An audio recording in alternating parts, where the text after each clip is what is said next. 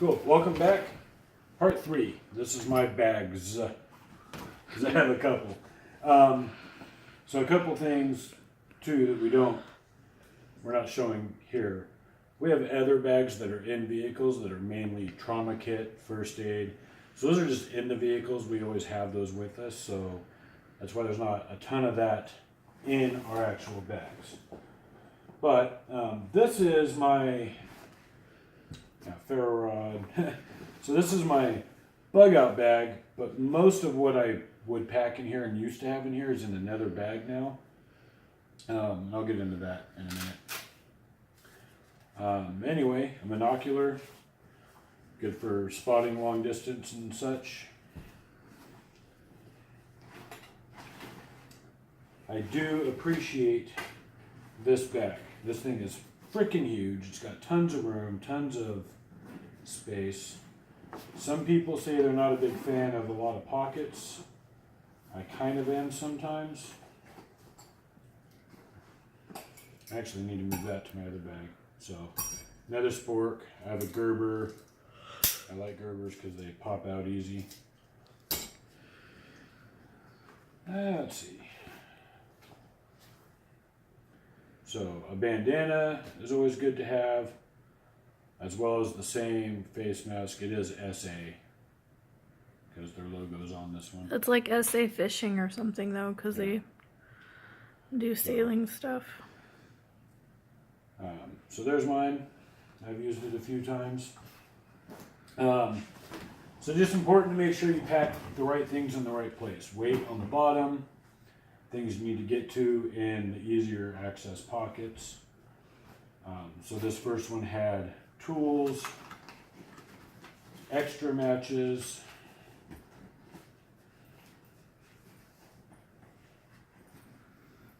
I've got a carabiner with a pulley thing on it. Should probably put that in my other bag too.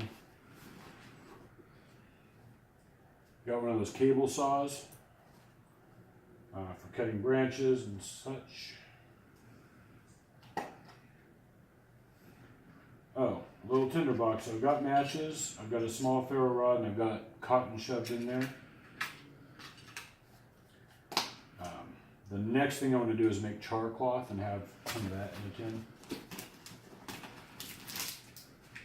Hey look, little washcloths. They really are like the handiest thing. So, got that in the front here. I don't typically keep much. Just an extra paracord bracelet thing. The front here.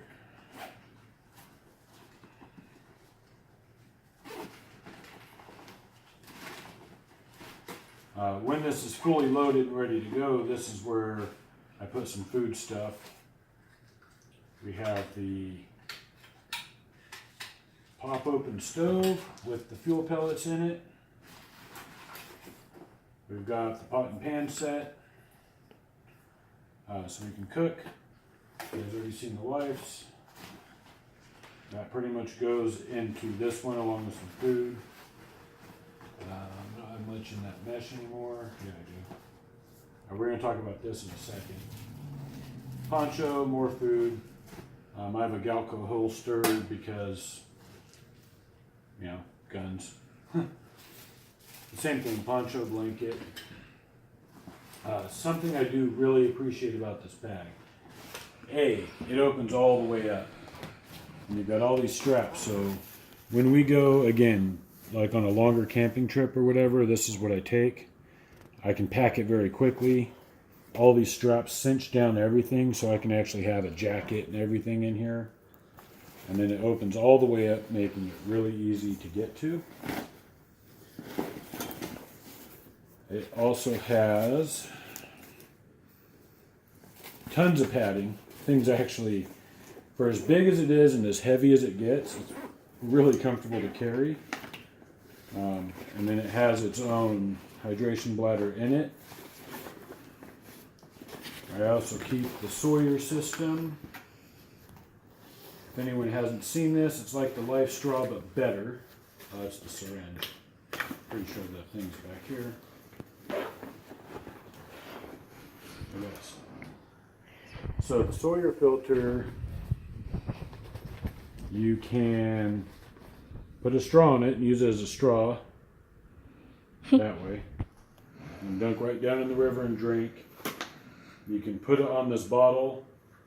You can cut the line for your Camelback and run it inline. So you have options. But overall, it's smaller than the Life Straw, and by all the reports, it does as good, if not better job of filtering.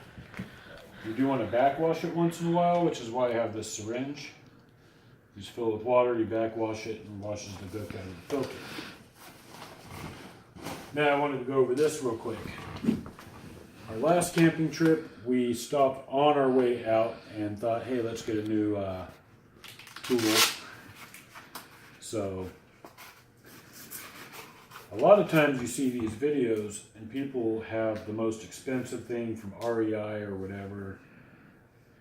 This is a Gerber. Gerber's not a terrible brand at all. You know, they're not top of the line, but it's really good. You can tell it's seen use. A ton of use. So we went camping. We did take firewood with us that we never touched. We actually brought it back and just got all of our wood right here with this. So we split. We were able, you see the back got hit quite a bit. So we were able to baton through splitting, and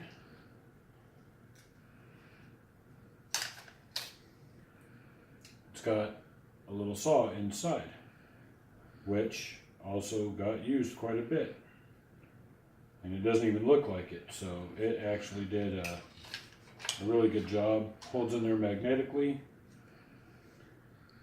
I would say that this single tool probably got the most use on our camping trip, and probably actually saved our trip. It would have been a pain in the ass if we didn't have this. Belt loop so you can hang it. And then I can hang it on the back. Got paracord. Where's that? Oh. And then I have a fixed blade knife on here as well. Since I have several, it just stays there. I don't need to carry that one with me. So that's the bug out bag, but I don't use it very often because I actually use this, and I'm going to unpack this one this way. So this bag I carry with me daily. I'd say 99% of the time I keep it with me. Not that everything in here right now is with me all the time. And you probably get why I say that. So, easy access pocket in the top. Chew.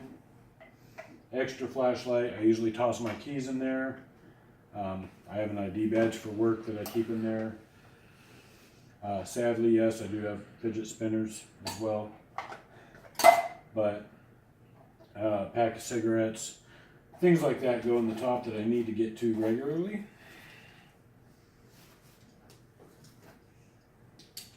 This thing has fantastic straps that hold it all together.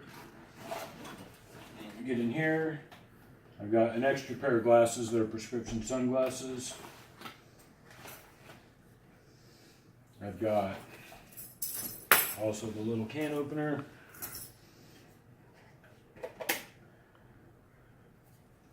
Small first aid kit that I also keep matches, and I have a ferro rod in there. Razor blade, safety pins, ointments, band-aids, all that good stuff fits in there nice and easy. A little ferro rod and a striker. It also has tinder in the top and a compass in the other end. Yeah, it does. That's the striker. And then the compass and the tinder. Yeah. So I feel like it's important that you pretty much always have 3 different ways to start a fire. So I've got ferro rods, I've got matches, and I've got lighters everywhere. Again, I used to try to keep a big first aid kit with me, but since they're always in the vehicles now, we've rigged that up. Just that. One thing, if you're using a bag to carry daily, you want, that's an empty can because I'm going to put stuff in it. It's a good idea to have things that will help you, and just think of your potential situation. Another Gerber tool. This one, I honestly couldn't tell you how long I've had it. Over 10, 15 years probably. It's been my fishing companion a lot. I like it. So I have an extra, just one of those cheap kind of nylon belts that can be used as a tourniquet or just webbing strap to hold something down, whatever. Gloves. Tactical gloves are fine. Mechanics gloves are fine. They will help keep you warm. They'll give you protection. It's good stuff. Smog. When you go camping, get this thing wet and put it on your head. It totally cools you off. Shirt, socks, underwear all bundled up together because hygiene's important and so is staying warm. A whole extra thing of paracord. Another Gerber product that I love, and you can tell that's seen a shitload of use. Good thick blade so you can baton with it really effectively. It's sharp enough, it's good for chopping, hacking, and has a thing on the back as a glass punch. And a good case that it locks into. So I keep that in there. Also keep food with me, a light stick. Oddly enough, a small pry bar, but it adds no weight, it takes up no room, and why wouldn't you want something like this? If you're in a building and there's a fire, you've got a way to punch and pry your way out of the building if need be. Car goes in the lake and you're in it. You know, those tools, it would take a little bit to get to, but you'd have them. And I do keep a knife sharpener with me as well. Now, this is where, in the back part, I keep a water bottle. That's what I take. School books. I keep one of those grenade thingies here as well. And the typical rain poncho and Mylar blanket. This one also has a Camelback style bladder.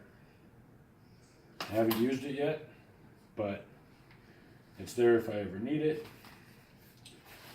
And then stashed back there is a backup. Again, not always with me, but when we go places, I keep my Glock with me, and that is the Taurus that I did a review on. That was one of my first videos. So 2 12-round mags. So if I really have to, I can reach for that and be good to go. So that is my daily bag. If I wasn't carrying my school books, I would actually put some of the cooking stuff in here instead, was my thought. But right now it's more important that I have my school books, as long as I have some food. This is meant for, I'm at work and something happens, I need to get home, like, I don't know, the worst snowstorm in 50 years like we had last year. Luckily I had no breakdowns, I wasn't in an accident, but it really made me think of the need for this type of setup so that I can get out of the vehicle and still trudge through and make it home the 30 miles away that it is. So,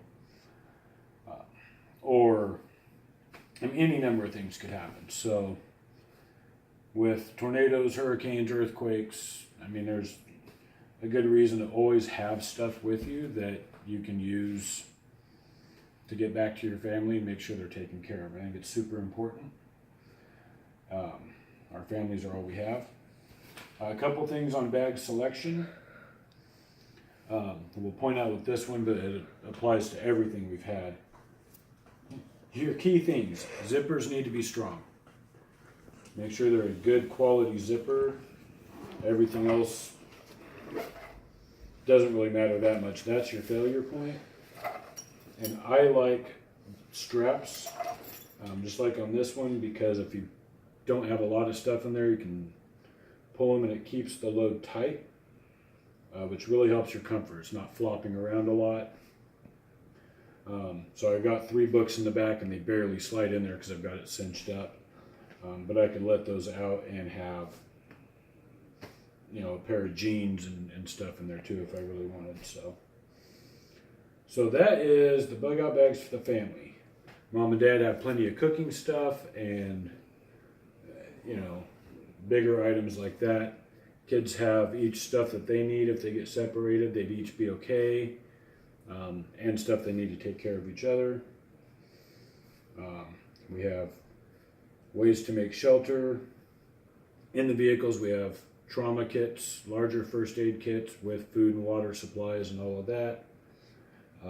The key is, if there's an emergency, I don't ever want to rely on FEMA or the Red Cross. There's plenty of people that need their help. We're not one of them. We can just take care of ourselves and just be fine. Cool. Until next time.